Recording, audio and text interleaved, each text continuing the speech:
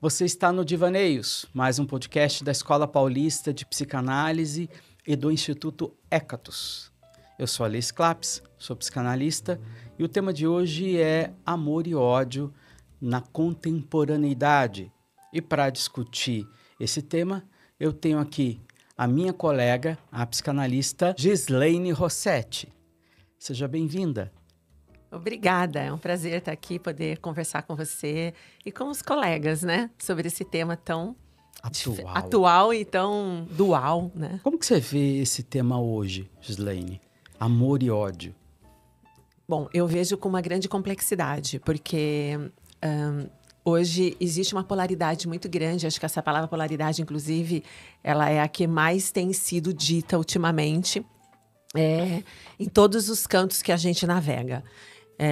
O amor hoje, nós somos seres duais, nós amamos e odiamos, e é super importante ter isso em mente e saber lidar, né? O que é o amor, o que é o ódio, como eu sinto, como eu experimento.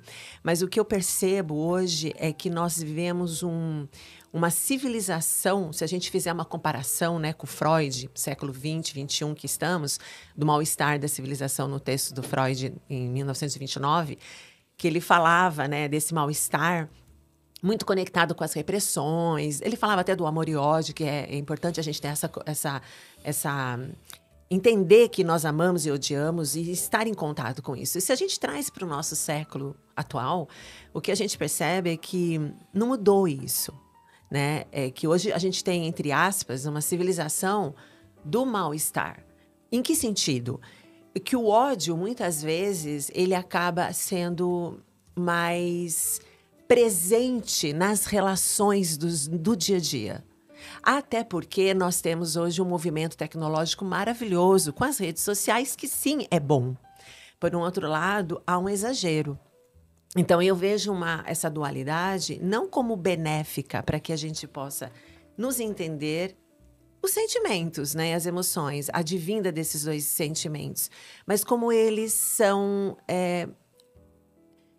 adoecidos, eles adoecem a nossa mente. Então, o que eu vejo é que hoje o ódio ele se prevalece e nós, como seres humanos, temos essa fragilidade de não lidar. E aí há um adoecimento mental, há um adoecimento da nossa psique. E quando a gente vai para os nossos meios de comunicação, quaisquer que sejam eles, a gente vê essa polaridade. Ou eu amo, ou eu odeio. E o ódio acaba, às vezes, parecendo que ganha espaço. Ganha espaço em que sentido? Para a atenção das pessoas. Quando tem uma discussão, a gente está agora num cenário político, num momento extremamente relevante para a sociedade, onde a gente vai escolher os representantes que vão governar, né? Num país como o nosso. A gente olhar, então, o meio ambiente, que está pedindo ajuda, né? Muita ajuda.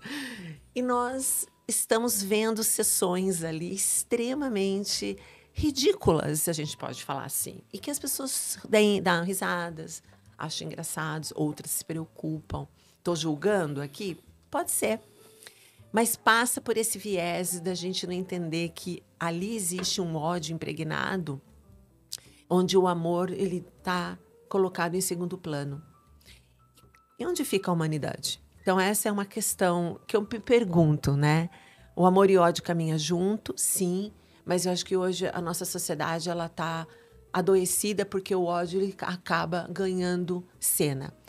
Ainda mais nesses momentos de cenário político, né? Então, se a gente tivesse que fazer uma conversa hoje com os nossos candidatos, por exemplo, antes da gente perguntar qual é a sua plataforma de governo, como está a sua psique? Como você lida com a dualidade do amor e ódio? Como você lida com as pressões, né? Acho que essa pergunta, muito provavelmente, ela não será feita. Mas eu acho que essa pergunta cabe para nós, psicanalistas, quando a gente olha e a gente começa a perceber que na nossa clínica, muitas vezes as pessoas chegam exatamente com esse tipo de adoecimento. E como fazer é a grande questão. Acho que aí fica uma pergunta, né, Ale? Você falando, você tocou num tema que é a questão das redes sociais. A grande novidade nos últimos 10 anos, vamos colocar assim, 10, 15 anos, não sei exatamente quanto tempo tem, Mas tem um algoritmo que mostra aquilo que você quer ver. O tempo todo. O tempo todo. O tempo todo. Então, é um sistema narcísico. Que amadurecer é poder tolerar aquilo que é diferente de você. Isso é amadurecer. Não é? E se eu só vejo a minha opinião, aquilo que eu gosto, aquilo que a minha própria opinião espelhada, é um sistema narcísico. E a capacidade de tolerar uma opinião diversa não é nem uma opinião diversa, o diverso, o diferente de mim. Aquilo que não sou eu vai ficando adoecido. É uma matriz que vai adoecendo. Essa tolerância àquilo que não sou eu. Porque talvez o ouvinte esteja pensando que a gente está discutindo política. A gente não está discutindo política, a gente está discutindo outra coisa. E me parece que a grande novidade dos últimos 10 anos em relação, eu acho que mais dos últimos 10, estamos entrando já para os 10, é como a política capturou esse sistema das mídias sociais. A política foi lá, opa, aqui eu tenho um espaço. Exato. Só que isso repercute dentro da família, né? Quando um genro não conversa com o sogro por causa disso, ou um cunhado não fala com o outro por causa disso, ou famílias. Ou seja, é algo capturado por uma política que se beneficia desse ou, né? Ou você está ao meu favor, ou você está contra mim, que a paranoia é bem próxima ali do narcisismo, né? É a paranoia do ou ali, bem próximo do narcisismo, para se beneficiar. Então, você tem aí um jogo entre a política e mídias sociais, né? Muito, muito próximos, onde um captura o outro e traz isso que você está chamando de a sociedade do mal-estar, né? Isso. E é interessante que você está falando, porque assim, né, quando a gente... Exatamente, não se trata de falar de política, mas nós somos seres políticos, nós somos seres de relacionamentos vinculares, a gente vincula, né, os nossos sentimentos, as nossas relações. E quando você tem aí um advento de uma tecnologia que hoje é a mídia social, hoje tem os nomes dos produtos, amanhã é outra coisa. A tecnologia, ela nos permite, justamente, ela é uma facilitadora dos processos comunicacionais, né, da comunicação, digamos, entre os seres humanos.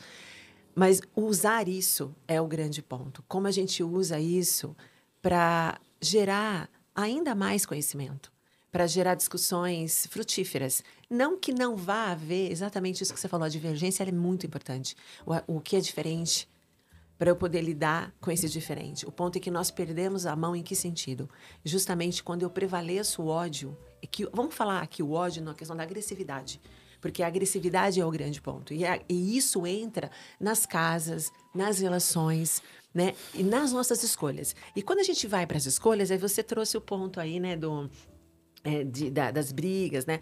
É muito parecido quando a gente está num amor romântico, vamos falar assim. Você projeta no outro, você idealiza, né? Todas as nossas neuras, nossas questões, a gente vai projetar um amor. Projeto, gosto de mim na relação com o outro. Na lógica, é a mesma coisa. Eu vou projetar no outro, então eu crio aqui a figura do herói. Eu crio o herói. Tem que ser um herói, tem que ser uma heroína. Não, tem que ser pessoas com todos os seus desafios, com todas as suas questões, mas que estejam abertas para as discussões sobre amor, inclusive sobre o ódio.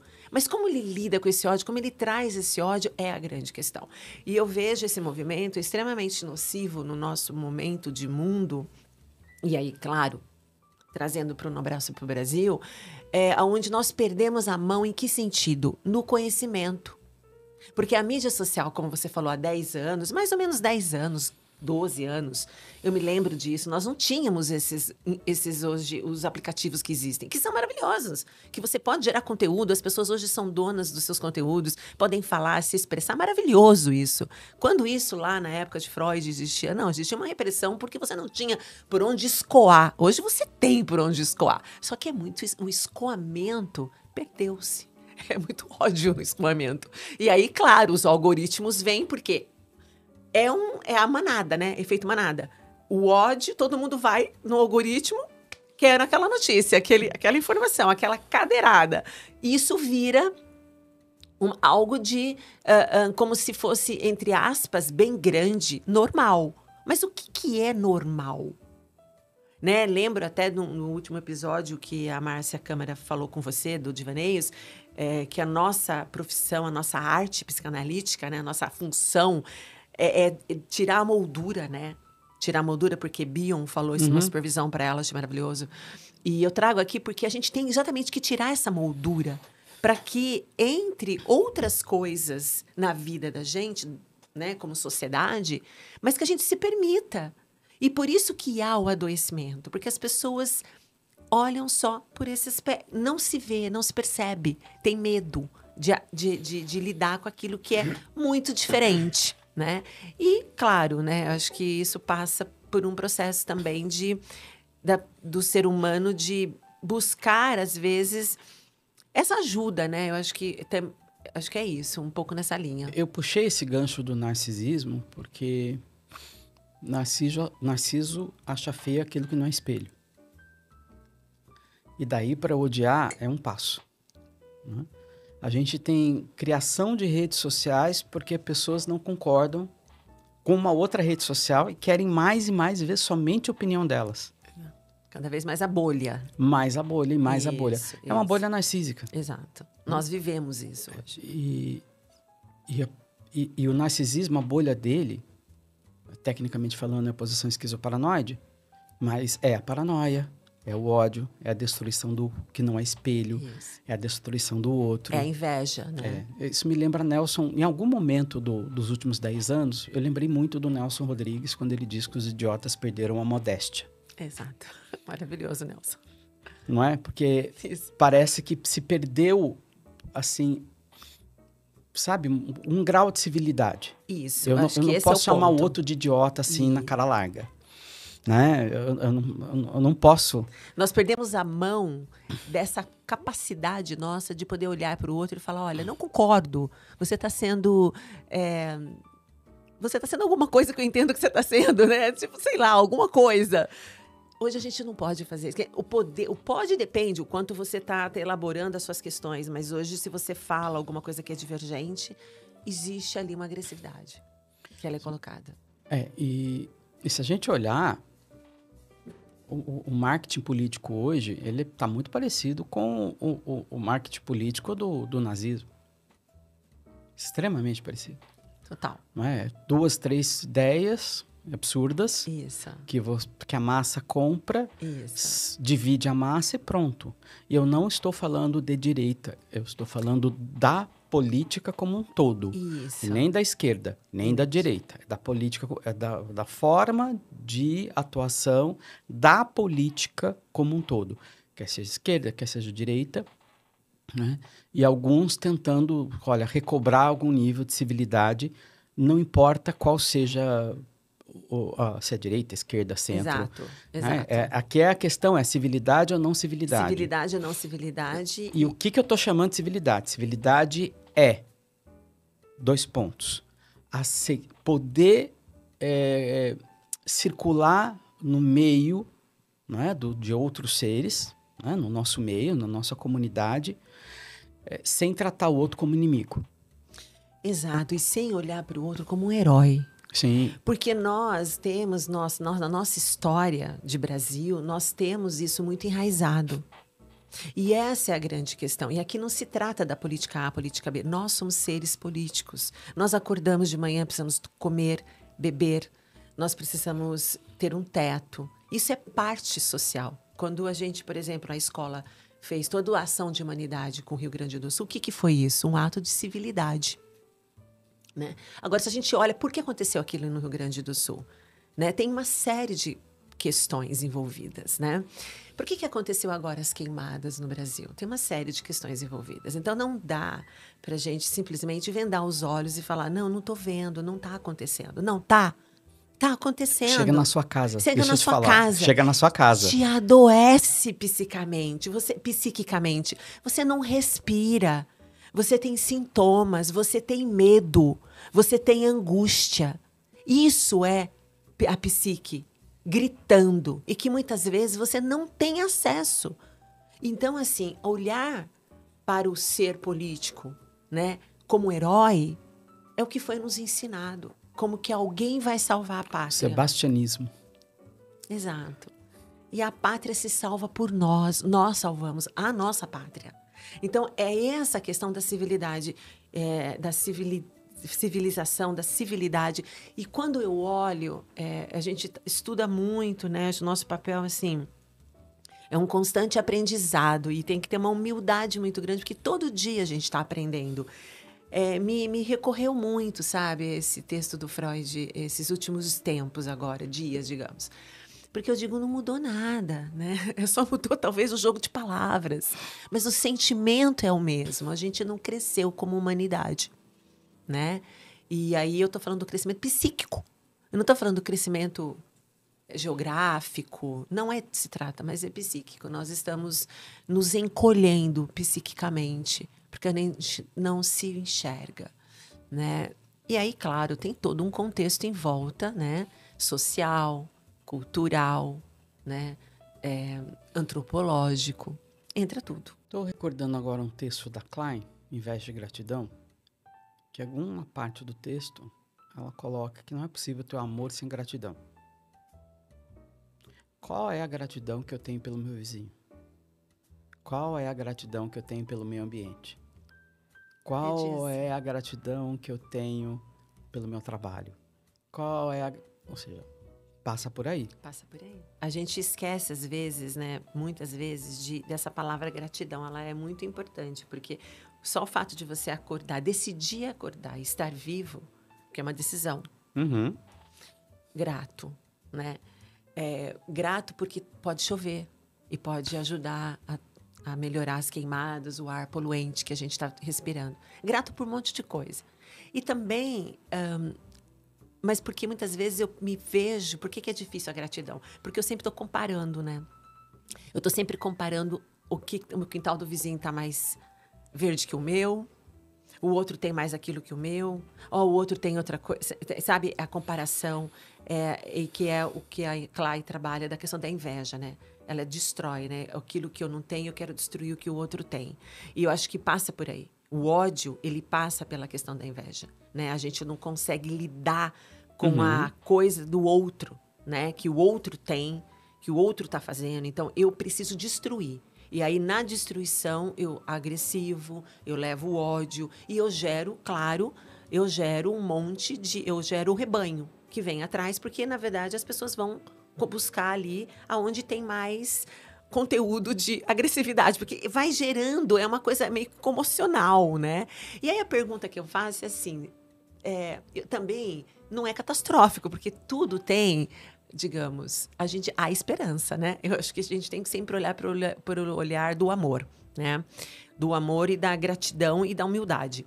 Porque a humanidade, aonde que fica, se a gente poderia perguntar assim, entre o amor e o ódio, há espaço para mais amor? Há espaço para menos comparação? Há espaço para menos identificações, para menos projeções, para menos idealizações? Então, há espaço para esse mais alguma coisa que poderia nos ajudar a ser um pouquinho melhor com a terra que a gente está, no momento que a gente está. Olhar para o outro de verdade, olhar. Escutar, olhar. Não estou falando aqui nem um olhar psicanalítico, um olhar humano. Eu acho que essa é a reflexão que, para mim, passa, né? Que muitas vezes a gente perde essa mão. Mas eu ainda acho que o amor, na dualidade entre o ódio, ele pode ainda ser o grande vencedor dessa batalha. Que eu vejo como uma batalha, às vezes, sabe? Eu acho que ele ainda pode. Se a gente tiver um pouco de humildade de olhar, poxa, não somos seres perfeitos. A gente tem os nossos erros, os nossos acertos. Este momento que a gente está vivendo hoje, que para mim é muito parecido com a década de 30 do século passado, né? A ascensão do nazismo, do stalinismo, etc, etc. Como estava incubado, ficou incubado, só esperando as condições certas para nascer, não é? E aí eu me lembro do texto do Freud psicanálise de massas. Uhum. Não é? Que é muito fácil se engajar com a massa. Exato. É muito fácil se engajar com a massa. Exatamente. Basta ter um inimigo comum. É a psicologia das massas, né? É. Esse é o grande perigo, né? É o efeito rebanho, né? O efeito rebanho. Efeito rebanho. E aí eu volto para a questão da mídia social. Se ela só mostra o que você quer, você vira Isso. parte do rebanho. Exato.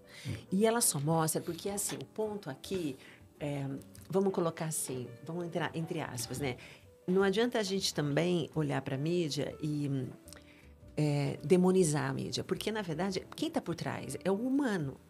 Então, se eu começo a fazer um movimento de conhecimento, de geração de conteúdo que traga alguma coisa, vamos falar da palavra amor, da gratidão, que seja uma palavra que possa puxar. E as pessoas começam a entrar, porque o rebanho, vamos falar assim, esse algoritmo ele vai entender isso. Porque o algoritmo, ele é um algoritmo. Ele vai... Agora, depende do humano que está atrás. Toda máquina tem um humano. Então, a gente olhar para a mídia e falar, mas é porque o algoritmo... Não, mas o humano está ali. É você que está indo. Se tem ali um exemplo, assim, de uma agressividade, você começa a dar vários clique, o algoritmo olhou que aquilo é perfeito. Para você, é isso que você está querendo. É isso. Agora, o ponto é como eu não entro nisso. Aí é a questão. Porque eu posso ter um conteúdo do outro lado tão bom quanto, só que, de repente, eu não estou olhando para ele. É aí que eu fico um pouco, só um pouquinho desesperançoso, porque eu vou te dar a seguinte reflexão. Essa foi uma reflexão que eu fiz lá em 1997, num texto. Depois eu deixo na descrição aqui do vídeo qual é o texto. Vamos pegar o Michael Jackson. Né? Você pega ele menininho e pega ele quando morreu. Né? Ele foi sofrendo, não modificações, deformações. Sim. E o que fez ele ir fazendo essas deformações? Ele queria agradar a uma massa. Exato. A massa consome. A massa consome. E a massa não deixa de ser um reflexo do humano. Então, assim, eu tenho um algoritmo que adoece o ser, ou é o ser que já é adoecido mesmo, o algoritmo só está ali para espelhar esse adoecimento? Porque se o algoritmo só espelha, ele está espelhando aquilo que nós somos. Ponto. É disso que se Ele trata. não causa. É disso que se trata. É disso que se trata, exato. É disso que se trata. O adoecimento é do humano. É do humano. É do humano, porque o algoritmo ele vai ler aquilo que o humano está buscando. Que essa é a grande questão. Por isso que é o adoecimento, a nossa capacidade de se adoecer por nós mesmos. Uhum. Olha que louco isso. A gente está adoecendo a partir a gente está escolhendo adoecer. Muito se fala de muitas terminologias da psique, da alma, do sofrimento, da dor. Mas nós causamos muito isso. Essa é a grande questão. Né? Se você entrar no YouTube, uma das grandes fontes de conhecimento para mim é o YouTube. Assim, desde como pregar um parafuso até... Sim. Para mim é o YouTube fácil, né? É uma mídia que eu consumo bastante. E ontem eu precisava entender como funciona uma bateria. Bateria de instrumento musical. Gente, o que eu achei de vídeo sobre como funciona uma bateria? As pessoas explicando. Tava querendo vender o cursinho dela? Tava. Mas tudo bem. Tudo bem. É. Mas ela estava dando ali o melhor que ela tinha de conhecimento. É perfeito. Em 10 minutinhos. É perfeito. Perfeito. É disso que se trata. É disso que se trata. É exato. Aí eu entendi o que é um chimbal, o que é um Exato. ride, o que é isso, o que é aquilo. Aí eu já aproveitei que já estava do lado. Ah, então qual que é a batida na bateria do jazz? Qual que é a diferença da bateria do jazz pro samba? Ou seja, em 1h30 eu tive assim uma aula de percussão. Sim, Fantástica, isso. fantástica, usando uma rede social. É isso. Se eu entrar hoje, ele vai estar me mostrando mais sobre isso. Porque você mostrou que você gosta do É só mostrar outro tema que ele É vai isso. ele vai demorar um pouquinho, mas ele vai entender que eu mudei de tema. Sim. Agora eu quero entender como funciona um baixo musical, quais as diferenças. Mas ele vai saber sobre isso. Exatamente. Vai. E é isso. E ele vai me entregar. Exato. Agora, se eu quiser ódio, ele vai me entregar Ele vai ódio. entregar ódio. Então, o ponto é o humano que dá o input. É o humano que gera isso. Porque a mídia, eu acho que as mídias sociais, né, o YouTube, por exemplo, são fantásticos. Eu acho que são meios de comunicação revolucionários. E a gente não tem como você não estar, não tem como você não participar do processo, porque é um conhecimento, é um aprendizado, é fantástico. Mas como a gente usa é a grande questão. Né? Eu acho que essa é o ponto. E tem muito. E aí, qual que passa também dentro desse processo que eu entendo? A educação. Né? Eu acho que tudo tem a ver também com o nosso processo da educação para o conhecimento, né? A educação mesmo. Nós perdemos muito a mão disso, né? Como país. Enfim, nós perdemos isso. Então, hoje, o conhecimento ele passa a ser uma coisa que não é prioridade. De novo, o efeito de massa. Ah, você está vendo? Ah, então eu vou. Ah, porque é isso. Ah, está acontecendo um negócio assim, eu vou lá ver também. Então, a pessoa ela não se conecta. A conexão do eu, que a gente fala muito com ela mesma, até com as coisas, minimamente, não há conexão. Há uma desconexão. E aí é mais fácil eu ir junto. Então, o rebanho aumenta. Porque não tem pensar. É engraçado que é um paradoxo. Você se desconecta do humano para se conectar ao rebanho. Ao rebanho. Porque o rebanho me leva para algum lugar. Que aí, geralmente, é esse lugar de nada. E é aí que a política vem e usa. Isso. A política, digamos, do homem, ela vem exatamente... Ela vai para onde ela pega os não pensantes. E aí é a grande questão, né? Os não pensantes. A gente não pensa, a gente não para pensar do poder que cada cabeça tem quando ela põe para pensar. Porque a gente tem a preguiça, é mais fácil seguir. Eu não gosto da palavra seguidores, né? Porque eu acho que ela tem um conceito muito... É um conceito, assim, de... Como se eu estivesse seguindo, vou seguir você. Não! Eu estou me conectada a você. Quem são as pessoas que me conectam, que eu conecto, que estão conectadas comigo, né? Porque seguidor parece que eu estou seguindo uma banhada, um rebanho. Não. Aí é um ponto meu, tá? Eu acho que esse seguidor precisaria repensar essa palavra. Porque as pessoas, elas se conectam a partir daquilo que elas gostam, que elas acreditam. E quando a gente segue sem pensar, às vezes. A gente segue o rebanho. A gente segue ali, sem conexão nenhuma, né? Então, acho que isso que é o momento nosso da civilidade, da civilização, desse mal-estar. Porque nós, hoje, não nos conectamos. A gente vai, simplesmente deixa levar. Né? E aí é um perigo isso, né? Para o adoecimento mental, para a nossa psique. Você abaixa a tolerância à frustração, abaixa a tolerância ao diverso, abaixa a tolerância ao novo, ao e. Eu amo e odeio este outro que está do meu lado. O resultado é este. Né? E quando você fala de tolerância e de frustração, elas são extremamente relevantes porque nós hoje temos, como sociedade, né, a gente percebe no movimento muito pouca tolerância. Nós hoje somos intolerantes a tudo. É como se a gente tivesse todo mundo hoje voltar... Eu não digo todos, lógico, né? Mas você tem um extrato muito grande da sociedade da intolerância. E que isso, por quê? Porque a gente está aprendendo, né, a não lidar, a que tudo tem que ser como eu quero, na hora que eu quero, do jeito que eu quero. E aí o rebanho faz muito isso, né?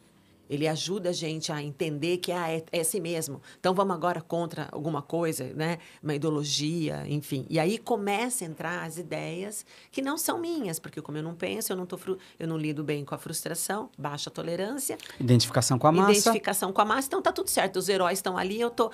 Então, assim, você percebe... Só tô seguindo o herói. Só tô seguindo o herói. E na busca de um herói, porque não tem... Esse é o ponto, não tem herói. Vai buscar o herói até quando? Não tem herói. Né? Nós somos eu salvo a minha pátria. Eu sou o meu oráculo. Eu sou, né, o meu oráculo, digamos assim. Eu acordo de manhã, eu sou responsável pelos meus atos. Né? Se está queimando em algum lugar, o que eu posso fazer para ajudar? Se alguém está passando fome, o que eu posso fazer para ajudar? Se alguém está adoecendo de alguma angústia, o que eu posso fazer para ajudar? Essa é a grande questão. Não esperar que um herói vai fazer, né, por mim. Mas nós somos seres, e aí isso é muito relevante no momento atual, né? Nós somos seres políticos, sim. Não dá pra gente virar e falar, não, eu sou apolítico. Não. A partir do momento que você existe como ser, você é político. Porque você come, você bebe, você dorme, você precisa respirar. Então, você é. Só que você não participa. É diferente, né? Quando você participa, tem essa consciência, chamando pra consciência, porque nós estamos lidando com coisas muito... E política aqui não é participar de partido político. Não, absolutamente. Absolutamente. Né? Não tem nada a ver com partido. Aliás, né, se a gente tivesse que discutir partido, a gente estaria falando de uma outra coisa. É outro podcast. É outro podcast, e talvez não comigo, mas assim, longe de mim. Mas eu não consigo desassociar isso, né? Porque a gente é um ser que decide estar vivo. Uhum. Porque também é uma decisão viver. E viver nos cabe sem responsabilidade. Essa é a grande questão, né? E como que você acha que a psicanálise ou os psicanalistas podem ajudar neste terreno? Eu acho que muito, porque começar bem aqui, falando sobre isso. Estando num espaço como esse, falando sobre isso. Acho que no nosso papel, cada um no seu papel, né? Porque nós temos uma história, todos, né? Assim, quando a gente começa a ver, a nossa capacidade, né? E a humildade de poder ter uma escuta acolhedora, uma escuta ativa, mas no sentido de observar, né? Nós somos grandes observadores. E nisso, a gente pode levar algumas reflexões. Eu acho que refletindo sobre os temas, trazendo esse tema. Não digo esse tema, não. Vários temas que adoecem a nossa psique. Então, eu acho que é um desafio muito grande para os psicanalistas hoje, né, para a psicanálise, na contemporaneidade, porque como as pessoas estão muito adoecidas, a gente não sabe como as pessoas chegam. As pessoas chegam, às vezes, na nossa clínica, elas não sabem o que elas têm. Elas têm alguma coisa, elas não conseguem definir, elas não conseguem acessar. Então, acho que sim, nós temos um desafio muito grande, muito grande. E a primeira coisa é a gente nunca, né? Acho que a palavra nunca que cabe. Nunca parar de estudar, sabe? De aprender. De ter essa humildade que a gente nunca sabe nada. É como se eu tivesse... Hoje eu não acordei sem saber. Tenho que aprender tudo de novo, porque são desafios diários diferentes. Mas nós temos, sim, essa... Eu vou usar a capacidade, mas é a capacidade do querer. Quando a gente quer, a gente se capacita para esse acolhimento, né? E buscando narrativas, fazendo cada um seu papel, de formiguinha, que não é de massa, mas que é de formiga, que eu acho o trabalho das formigas maravilhoso, construindo isso. Nos seus movimentos, aonde você está, com quem você está, sabe? Levando discernimento de alguma forma, reflexões, porque a reflexão faz as pessoas pensarem. Eu acho que isso que se trata. Ajudar as pessoas e a nós mesmos ter abrir a nossa cabeça, sabe? Para entrar para pensamentos novos, disruptivos, né? Tirar a moldura dos quadros, né? Todos, ficticiamente falando, para que entre novas coisas. Então, sim, é super desafiador, né? Mas eu acho que nunca foi tão necessário. Eu vejo isso hoje, com tanta necessidade, mas também vejo que as pessoas... Tem certas restrições, né? Porque sempre quando você fala de cuidar da psique, da alma, é como se você fosse louco. Mas de louco todo mundo tem um pouco. E quando a gente olha isso, fica fácil, né? Tipo, fica não tão preconceituoso, né? Vamos nos tratar, vamos procurar ajuda. Eu acho que a gente aqui tem esse papel de disseminar isso. Gislaine, muito obrigado. Eu que agradeço. A gente já está encerrando, infelizmente, essa conversa. Espero tê-la em outras conversas. Muito obrigado mesmo pela participação. Obrigado a você, ouvinte, telespectador do nosso podcast, videocast. E a gente se vê num próximo episódio. Muito obrigado.